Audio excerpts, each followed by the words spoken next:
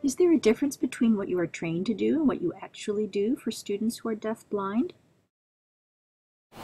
There is a difference. What I'm doing as an OT who works with deaf-blind children is much more specialized than the OT training. OT training involves information about a tremendous variety of conditions in which people might need OT and ages and stages.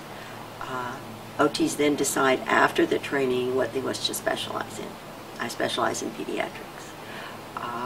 And I also have learned through working with children who are deaf-blind about the communication aspect, which is critical to their development, and also about how important sensory integration is to their development. Sensory integration therapy is one method of providing services to individuals that OTs use. There are other things we use, neurodevelopmental therapy, which is more involved with the muscles and movements, and just a variety of approaches. But for individuals who have sensory deficits due to many reasons, but especially if they don't see as well as others and they don't hear as well as others, you really need to provide a sensory environment. And by doing that, you give them the opportunity to explore things independently as much as possible. Provide support. For instance, if a child is not able to sit but is really interested in exploring things with his hands, you provide a comfortable, safe seating system so that the child can just be free without always also having to worry about balance. And we help parents devise things in homes, different kinds of high chair adaptations, adaptive equipment. The same kind of equipment can be used in schools to help them get a good base of support in order to learn from the environment. What is sensory integration? Sensory integration is the process by which we learn about the world through our senses.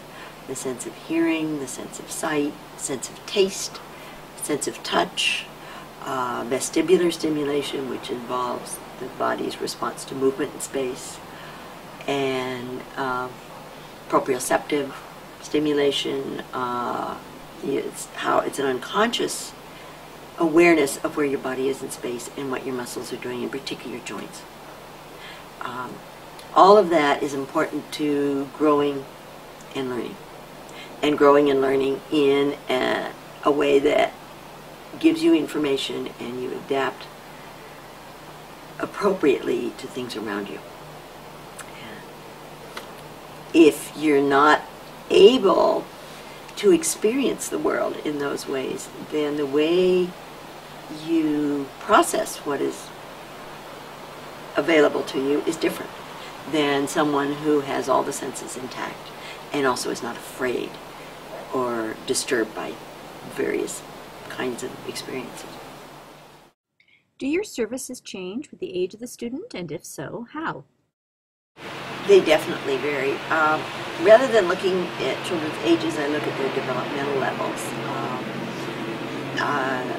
A preschooler has very different experiences, and a typically developing preschooler does different things than a child, say, in 7th or 8th grade, obviously. Young children have shorter attention spans.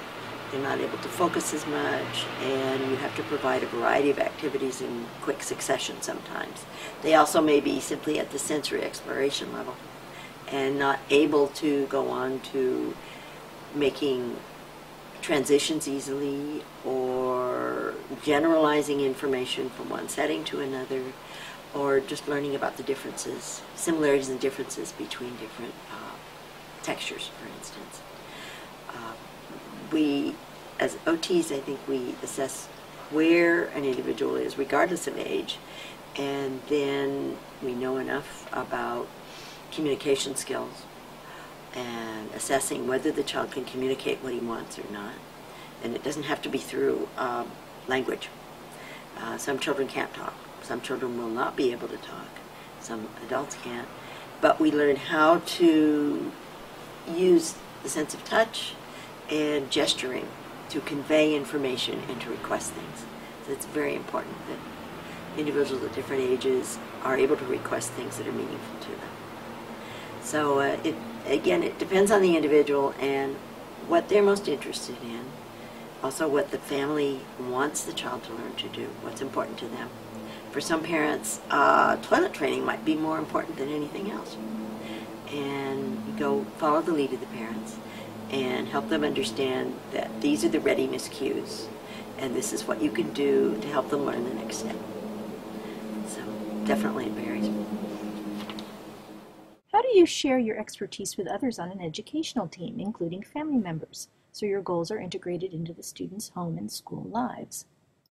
In an ideal setting, everyone who works with an individual child would meet fairly frequently to discuss what the child's doing, to talk about any problems that come up, and also to go over what goals, what objectives they have for the next step of learning. Also, I think it's very important that parents be a part of all these meetings, and they need to be frequent. I think all professionals who work with children should have contact with each other, because it can be very confusing if one professional is working on one skill and another professional is working on something different and it's not coordinated. I particularly like working with speech therapists and physical therapists and parents, because if we're all approaching the child in the same way, giving the child the same cues, and interpreting the child's cues in the same way, then that child is much more able to learn. Is there anything else you would like to add? I think that it's very important with individuals who have a diagnosis of deafblindness to use a lot of physical cues. For infants and young children who are afraid of moving or can't move, it's important to provide them with movement that is safe.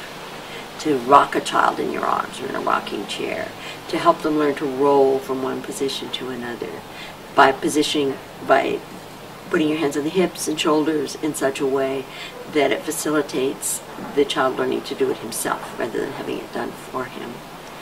I think it's important to address the communication issue, to really help the parent or teachers read the child's cues. That when the child does this, for example, it may be a way, it often is a way of saying, I've had enough, leave me alone. And to help people understand that if a child doesn't smile back at you when you look at them, it's not because they don't like you.